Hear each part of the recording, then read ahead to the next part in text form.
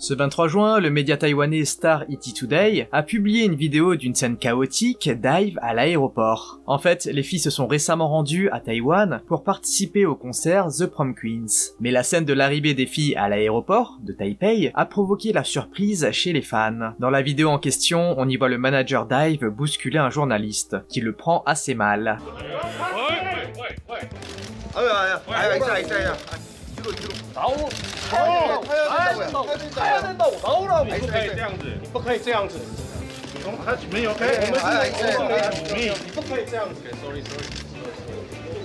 En fait, dans la vidéo, l'homme bousculé dit au manager de ne pas le toucher, suite à quoi le manager lui répond « Nous devons partir, dégagez ». Le journaliste reste sur sa position et répète au manager de ne pas le toucher, suite à quoi on voit un membre du staff d'Ive s'excuser en disant « Désolé, désolé ». Le tout se produisant à quelques mètres des filles qui semblent désemparées par la situation. Heureusement, le garde du corps du groupe est intervenu pour éviter que l'incident ne dégénère. Les fans se disent rassurés de voir que tout a été géré de manière calme, mais que la prochaine fois, les filles doivent mieux être entourées pour ne pas souffrir d'un incident si jamais des personnes un peu perturbées se trouvaient sur leur chemin.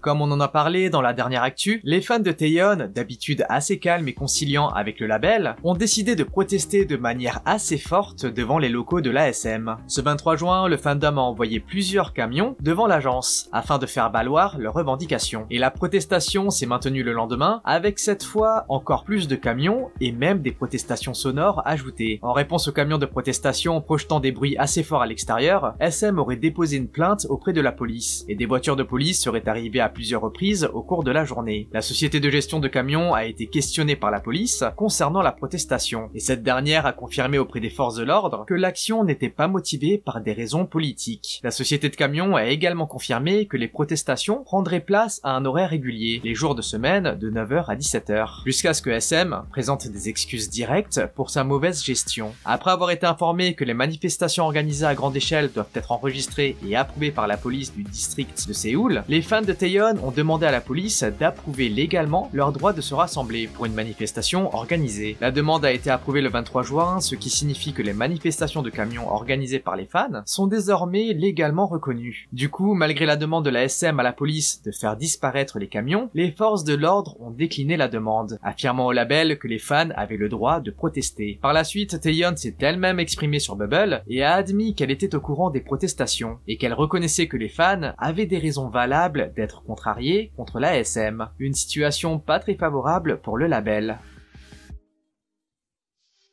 Les amis, je vous interromps quelques secondes juste pour m'assurer que vous soyez bien abonnés. Ça vous prend un clic et nous, ça nous motive énormément dans notre travail. Et si vous êtes déjà abonné, n'hésitez pas à mettre un like à la vidéo.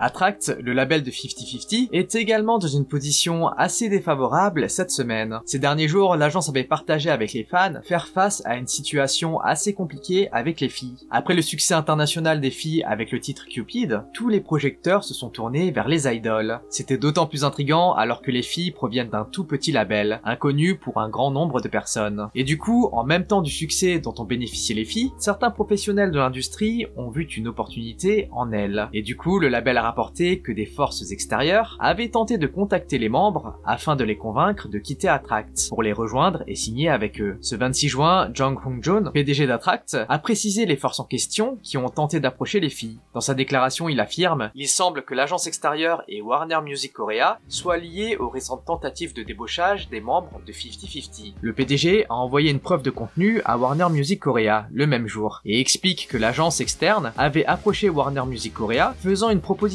selon laquelle Attract vendait ses droits sur 50/50. Le PDG a ensuite déclaré « Nous avons déjà trouvé des preuves qui montrent qu'il y a eu des tentatives évidentes de nous voler illégalement les membres de 50/50. Nous demandons à Warner Music Korea d'expliquer clairement sa position. » En fait, le label est dans une position délicate, car ce dernier est assez petit et manque de budget. Du coup, il se peut que les filles signent ailleurs, au vu des montants que certains gros labels sont en capacité de proposer, contrairement à Attract. D'ailleurs, le label avait exprimé son espoir que les membres ne choisissent pas de rejoindre un autre label et abandonnent Attract qui a durement travaillé avec des petits moyens pour propulser les filles. Bon allez, on passe aux actus feel good. La semaine dernière, 80s a fait son comeback, très attendu, avec son nouveau mini-album, The World Episode 2 Outlaw. Et seulement 3 jours après sa sortie, ce dernier était devenu le premier album des 80s à se vendre à plus d'1 million d'exemplaires dès la première semaine. Hanteo Chart vient d'annoncer que The World Episode 2 s'est vendu à un total impressionnant de 1 521 275 exemplaires au cours de la première semaine de sa sortie, du 16 au 22 juin, battant facilement le précédent record de vente en première semaine d'80s, qui était de 936 000 exemplaires écoulés. Ce record fait d'80s le boys band ayant réalisé les 7e meilleures ventes en première semaine dans l'histoire d'Hanteo, après Stray Kids, Seventeen, BTS, TXT, NCT Dream et NCT 127.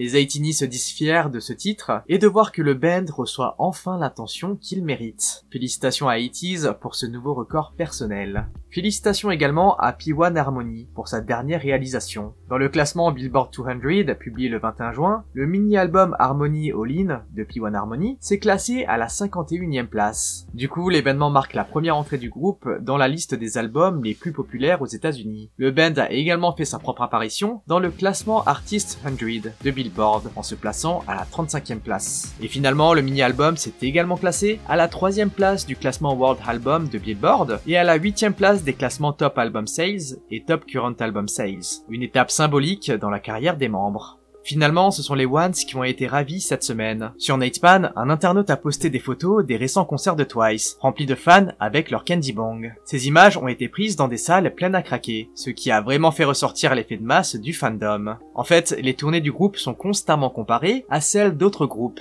tels que BTS, Blackpink ou Seventeen. Du coup, les fans étaient hyper fiers de voir que les images donnent tort à tous les anti. Ils disent que Twice ne vaut pas grand chose face aux autres groupes K-pop et n'arrive pas à faire sale comble. Selon l'auteur de la photo, ce post était spécialement destiné à répondre aux commentaires malveillants et aux critiques de certains netizens qui minimisent le succès des filles, chose qui a plutôt bien marché.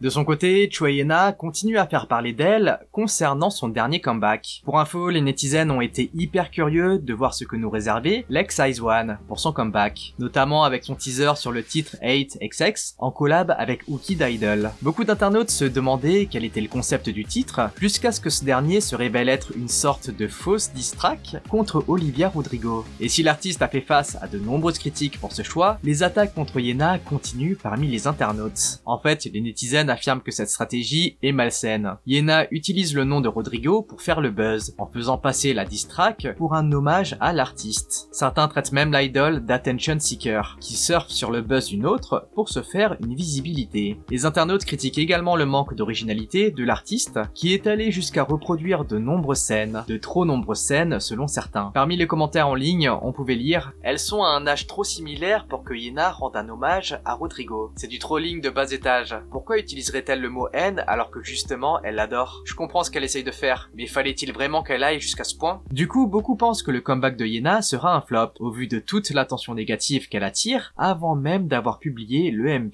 Qu'en pensez-vous?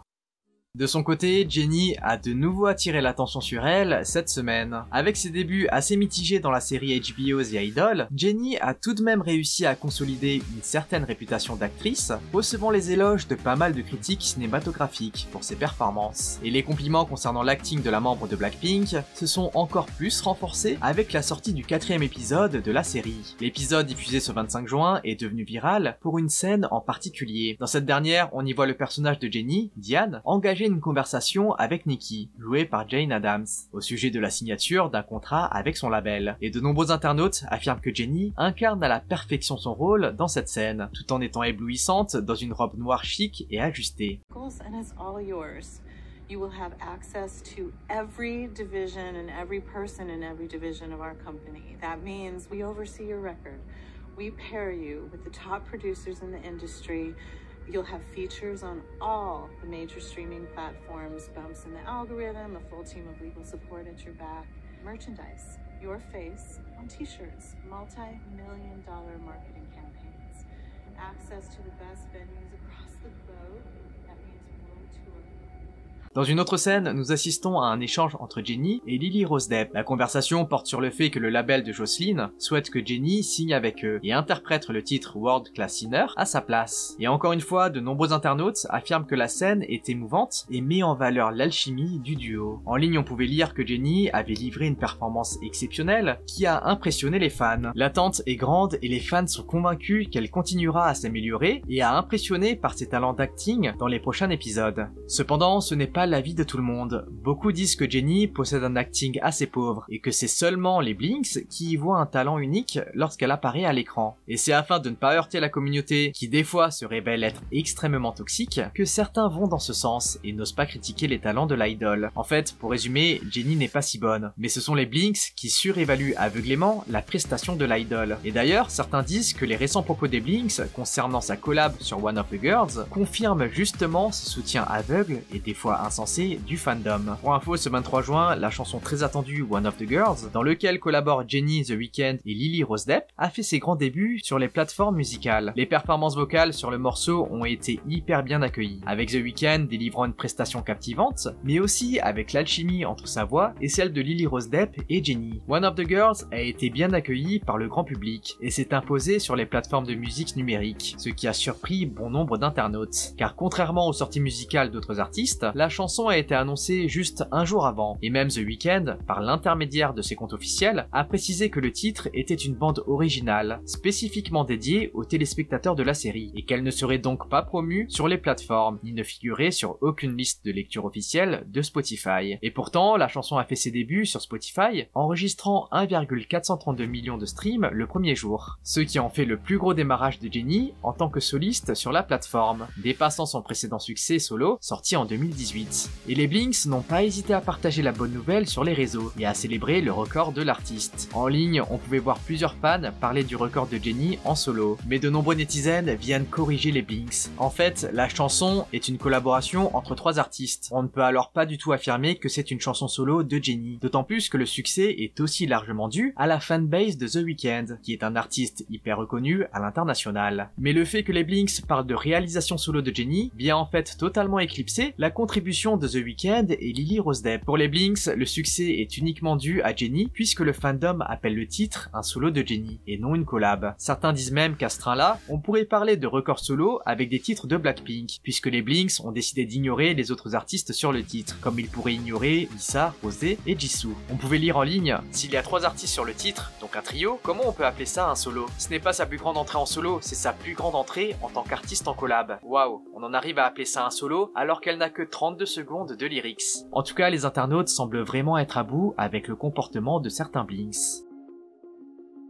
Et finalement, cette semaine, les internautes se sont tous rassemblés derrière Félix, qui fait face à une situation assez grave. Récemment, il a été annoncé que Stray Kids allait organiser son premier fansign en physique en Chine, à l'occasion de leur récent comeback. Ce sera la première fois que les garçons visiteront le pays et verront leur énorme fanbase chinoise. Cela aurait dû être une occasion unique et hyper symbolique pour les membres et les stays. Cependant, tout le monde a été préoccupé par le comportement de certains internautes. En fait, un fan a décidé de publier un message inquiétant sur Weibo, la plus grande plateforme sociale en Chine. Dans le post, il a menacé Félix en évoquant les actes qu'il allait commettre une fois qu'il serait entré dans le fansign event. Et le message en question a obtenu des centaines de likes et des commentaires de soutien. En fait, l'internaute est un hagué de Yeonjin, c'est-à-dire un fan qui ne soutient qu'un seul membre tout en étant hyper malveillant envers le reste du groupe. Les hagués pensent que les autres membres représentent une menace pour leur bias et sont prêts à tout pour les faire tomber. Un incident s'est notamment produit lorsque l'un des hagués d'EXO a utilisé un laser